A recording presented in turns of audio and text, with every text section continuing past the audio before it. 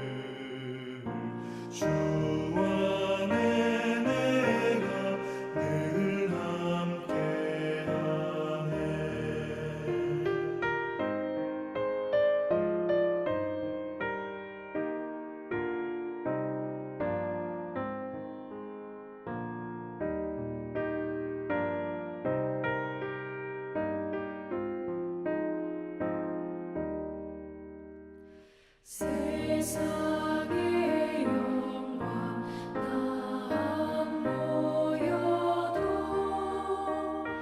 언제나 주님은 나의 기억 주님만 내 맘에 계시오니 영원한 주님 참 귀하셔라. 영원한 주님 내 승리의 주 하늘의 기쁨을 주옵소서. 어떠한 고난이 닥쳐와도 만유의 주여 소망 되소서.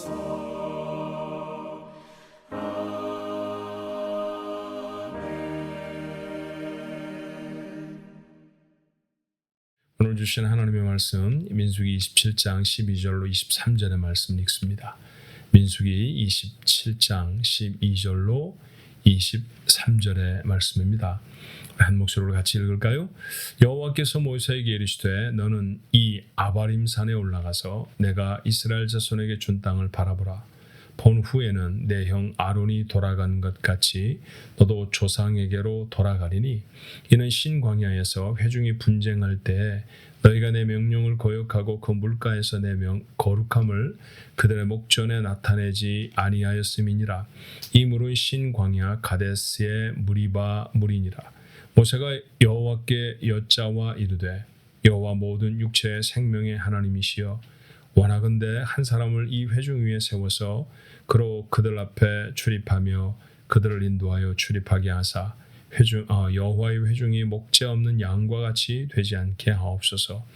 여호와께서 모세에게 이르시되 눈의 아들 여호수아는 그 안에 영이 머무는 자니 너는 데려다가 그에게 안수하고 그를 제사장 엘르아살과 온 회중 앞에 세우고 그들의 목전에서 그에게 위탁하여 내 존귀를 그에게 돌려 이스라엘 자손의 온 회중을 그에게 복종하게 하라.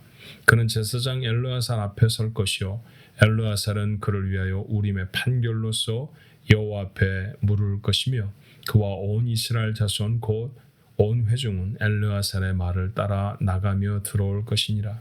모세가 여호와께서 자기에게 명령하신 대로 하여 여호수아를 데려다가 제사장 엘르아살과 온 회중 앞에 세우고 그에게 안수하여 위탁하되 여호와께서 모세에게 명령하신 대로 하였더라. 아멘. 본문의 말씀은 조금은 슬프고 조금은 장중한 그런 기록이죠. 자, 출애굽의 1세대 모세까지 모두가 다 그 땅에서 죽습니다. 그리고 이제 가나안 땅에 들어가야 할 사람은 여호수아와 갈렙이 인도하는 출애굽의 제2세대 광야에서 나고 자란 사람들이죠. 태어나지 않은 사람들도 있었을 거예요. 왜냐하면 어제도 우리가 나누었던 말씀입니다만 이스라엘의 계수 작년의 기준은 20살부터거든요.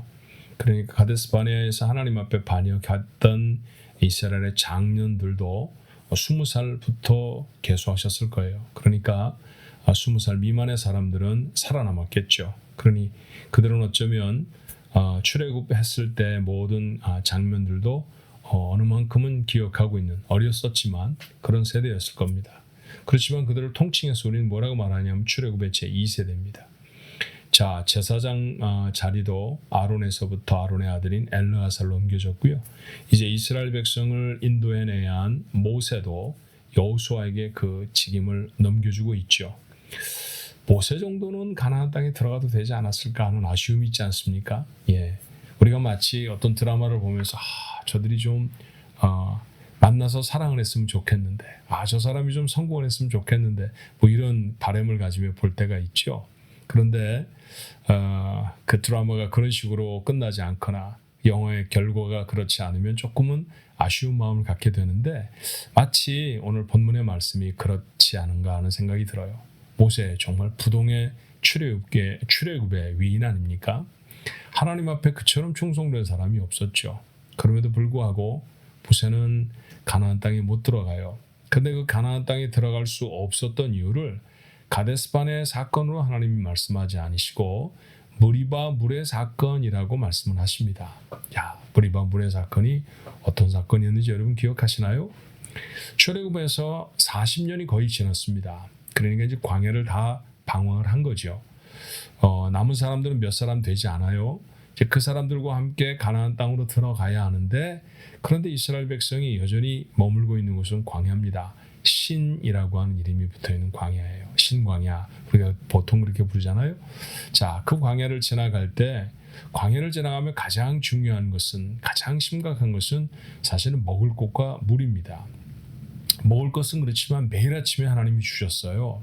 그러니까 믿음 있는 사람들 같으면 그건 크게 걱정하지 않았을 것 같습니다. 근데 또 하나 문제가 뭐냐 하면 물이에요. 물도 매일 아침에 주셔서 한 봉지씩 담아서 가지고 갈 수 있도록 하셨으면 얼마나 좋았겠습니까? 근데 그건 그러지 않았던 것 같아요. 음식은 먹었지만 물은 찾는 곳이 따로 있었습니다. 물 근원을 따라서 갈 때도 있었고 그들이 물을 찾아내는 노력도 했지만 어떤 때는 그것들이 다 헛수고가 될 때도 많았죠. 광야에서 물을 얻을 수 없다라고 하는 것은 생존과 직결된 문제입니다. 신광야의 그때 그 상황도 그랬습니다. 백성들은 거칠게 모세에게 와서 항의를 했어요. 항의했던 때들이 여러 번 있었지만 그 거칠게 항의했던 때가 특별히 몇 번 성경에 기록되어 있죠. 무리바에서 그들의 항의도 모세가 두려울 정도로 마음에 화가 날 정도로 분노를 가질 정도로 그렇게 격렬한 저항이었습니다. 모세와 아론은 하나님 앞에 나가 기도해요. 하나님 어떻게 하면 좋을까요? 그때 하나님이 그들에게 말씀하십니다. 반석을 명해서 물을 내라. 여러분 반석을 명해서 물을 내면 그 돌에서 물이 나온다라는 것도 우리가 참 기적적인 사건이지만 물이 쫄쫄쫄쫄 나와서 200만 명이 어떻게 먹겠어요? 장정만 60만 명인데 그들이 차례 기다려가면서 먹으려고 하면 그렇게 졸졸 흐르는 샘물 가지고서는 아마 다 먹으려면 일주일도 넘게 걸리지 않았겠습니까? 그러니 그런 것 아니고 거의 강에 준하는 아마 그런 물들이 열려져야 합니다. 사실은 그 광야를 지나가는 그 땅들은 비가 오면 표면에 거의 비가 담겨져 있지 않습니다. 그렇지만 비가 저 깊숙한 곳에 비가 더 이상 물이 흡수되지 않는 그런 돌로 된 층들이 좀 있어요. 그런 층들이 보통 와디라고 말하는 그런 곳인데 그런 곳들을 터트리면 물이 터져 나오는 경우들이 지금도 있습니다. 아마 그런 사건들을 이루시려고 하나님은 준비하고 계시고 그런 반석으로 모세를 인도해 내시는 거죠. 근데 모세가 화가 많이 났는 모양입니다. 하나님은 반석을 향해 명령하라고 하셨는데 모세는 그만 지팡이를 들어서 반석을 2번이나 치죠. 그러고 나서 한 말들도 가시가 돋쳐 있습니다. 내가 너희를 위하여, 우리가 너희를 위하여 이 반석에서 물을 내랴 이렇게 말을 합니다. 자, 온유하였던 모세의 모습하고는 참 많이 거리가 있어 보이죠. 물은 나와서 백성은 먹었습니다. 그렇지만 하나님은 그들에게 진노하셨고요. 특별히 모세와 아론에게 너희들이 이곳에서 실수하였으므로 너희들도 가나안 땅에 들어가지 못한다. 그렇게 말씀하세요. 이후에 모세는 몇 차례나 하나님 저도 들어가고 싶어요. 저도 한번 가보고 싶습니다. 그런 청을 하지만 하나님 이렇게 단호하게 말씀하시기도 해요. 다시는 내게 이 일로 구하지 마라. 대단히 냉정하신 말씀입니다. 어쩌다가 이런 일이 생겼을까요? 어떤 학자는 모세가 온유하지 못하게 반석을 2번 막대기로 쳐서 하나님이 화가 나셨다. 그렇게 표현하기도 하고요. 그 다음에 우리가라고 하는 단어에 문제를 삼는 사람도 있습니다. 하나님이 물을 주시는 것인데 마치 자기들이 주는 것처럼 우리가 물을 내랴 이랬다는 얘기죠. 뭐 다 보면 조금씩 문제가 있어 보여요. 그렇지만 하나님은 딱 꼬집어서 너희들이 어찌하여 반석을 찾느냐라든지 물은 내가 주는데 왜 너희가 주는 것처럼 이야기를 했느냐 그렇게 말씀하지 않으시니까 사실 확실한 것은 모른다가 정답입니다. 하나님은 이렇게 말씀하세요.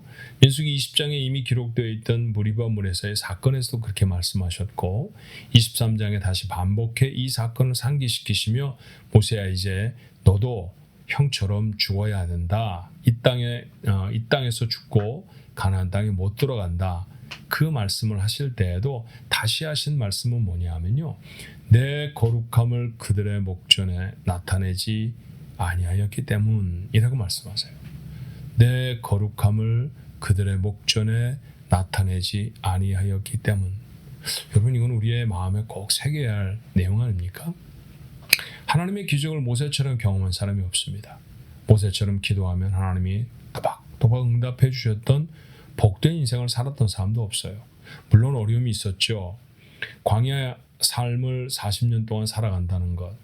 왕자였던 때에 광야로 내쫓아지는 것까지 생각하면 그는 쓰라린 참을성의 시간을 40년 동안이나 가졌다는 것도 우리가 압니다. 근데 이후에 40년 이스라엘 백성 광야로 인도해내는 것도 정말 쉬운 일은 아니었어요. 근데 하나님 그들을 도우셨습니다. 전 이렇게 생각해요. 쉽지 않았기 때문에 하나님의 은혜와 능력은 모세에게서 더 빛을 발하는 것 아닙니까? 말만 하면 척척 잘 따라와주는 사람들과 함께 광야를 지나가고 광야를 지나갈 때마다 그들이 가는 곳은 다 오아시스였고 그랬으면 아마 우리가 모세의 사건을 기록한 성경에 한 3분의 2쯤은 없어졌을걸요? 자, 무슨 말씀입니까? 고난과 어려움이 있어서 그 고난과 어려움에 하나님이 어떻게 개입하셨는지를 보는 것, 그것이 모세의 인생의 은혜였습니다. 우리 인생도 사실은 그래요. 그런데 그 놀라운 인생을 살았던 모세가 축복의 땅, 정말 이건 열매인데요. 이 땅 목표로서 왔잖아요. 근데 그 결과는 이루지 못하는 것 아닙니까? 정말로 안타까운 일이죠. 아니 하나님 물 한 번 잘못 냈다고 이렇게 하시면 어떻게 합니까? 이렇게 얘기할 수도 있지만 어쩌면 이 사건은 우리에게 놀라운 교훈이 되는 것 아닌가 싶어요. 모세는 하나님의 거룩함을 나타내지 못했습니다. 하나님의 거룩함을 나타내지 않았던 이유는 이렇게 말하면 정확할까요? 그는 온전히 헌신하지 못했습니다. 온전히 온전히 하나님 앞에 순종하지 않았던 것이죠. 명하라 그랬는데 돌을 지팡이로 친 것도, 하나님이 내시는 물인데도 우리가 낸다라고 말하였던 것도 어떻게 보면 학자들이 연구를 깊이 했을 터이니까 일리 있어 보이는데, 이것도 지금 제가 드리는 말씀으로 바꾸어 말한다고 하면요, 하나님의 말씀에 순종은 하죠. 백성들을 데리고 반석 앞에 서서 자, 이 반석에서 물이 나와 너희 먹을 것이다, 이렇게까지 하는 것은 하나님 말씀 순종한 건 맞습니다. 그런데 그 과정과 방법도 다 하나님의 말씀에 순종했던 것은 아닌 것 같잖아요. 그러니까 우리 이런 원칙 하나를 확인하게 되지 않습니까? 순종하지만 온전하게 순종하지 않으면 축복을 잃어버릴 수도 있어요. 우리의 삶에 제가 교회 가잖아요, 제가 직분을 맡았잖아요, 제가 이렇게 헌금하잖아요 라는 것으로 우리의 모든 삶을 다 합리화시켜버릴 때가 얼마나 많은지 몰라요. 그렇지만 우리가 살아가는 모든 과정이 하나님의 도우심과 하나님의 섭리 속에 살고, 하나님의 도우심이 아니면 살아갈 수 없다는 사실을 고백한다고 하면 그 모든 과정을 통해 하나님 앞에 낱낱이 순종이 되어야 되지 않나요? 우리의 말하는 것, 담았던 생각, 우리가 행했던 모든 표현들, 이런 것까지도 다 하나님이 원하시는 모습이어야 하는 것이죠. 모세는 우리보다 훨씬 더 믿음의 사람이었습니다. 모세는 훨씬 더 용감한 사람이었죠. 그럼에도 불구하고 그의 삶이 온전한 순종이 되지 못했을 때 그는 가나안 땅에 못 들어갑니다. 두려운 마음으로 이 말씀을 우리 가족들이 담았으면 좋겠어요. 나는 여러분이 교회에 충성하고 하나님을 열심히 믿는 분이라고 생각합니다. 그런데 여러분들의 자는, 여러분이 여러분의 삶을 매주 하는 그 잣대는 좀 치밀해야 하지 않나요?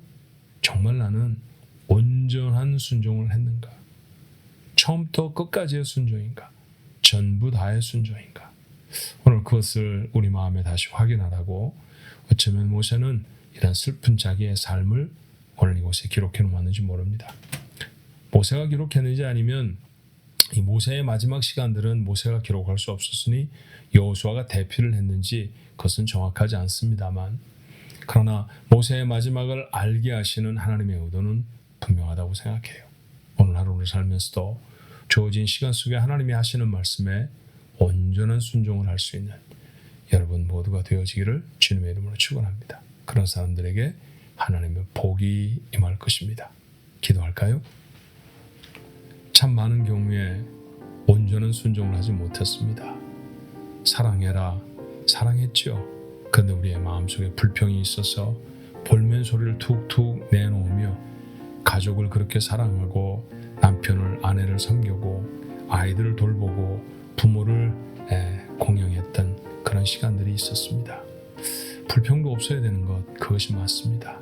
말도 공손해야 했고요, 사랑이 넘치는 말이어야 했고, 자비와 은혜가 넘치는 말이어야 했습니다. 쉽지 않죠. 이 쉽지 않은 일을 위해 기도해야 했던 우리의 삶이었습니다. 그럼에도 하나님의 말씀을 순종하는 것 같아도 그 안에 방법과 태도는 정말 잘못될 때가 너무 많았사오니 주님 용서하여 주옵소서. 우리에게 허락되어진 복을 모세처럼 잃어버리지 아니하도록 하나님이 말씀하시면 우리의 모든 것을 통해 온전한 헌신을 주 앞에 드리게 하시고, 그 헌신으로 말미암아 우리의 삶에 약속하신 하나님의 축복을 담아내는 오늘 하루가 되도록 우리 가족들의 삶을 지켜주옵소서. 예수님의 이름으로 간절히 기도하옵나이다. 아멘.